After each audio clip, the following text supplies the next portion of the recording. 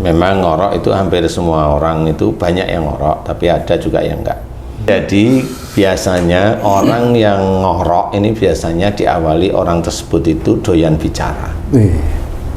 Awalnya doyan bicara, kemudian kelihatannya diem, iya, coba amati aja kalau dia udah ngomong gimana coba. Wah, memang diem, tapi kalau udah ngomong, wah, dimana cara berbicaranya itu begini. Jadi doyan bicara itu adalah hanya melakukan aktivitas duniawi, ngomong aja, ngalor ngidul dan tidak manfaat seperti itu, tidak manfaat khususnya.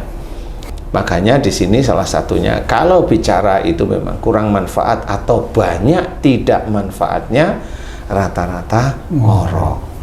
Wah, seperti itu. Insya Allah seperti itu.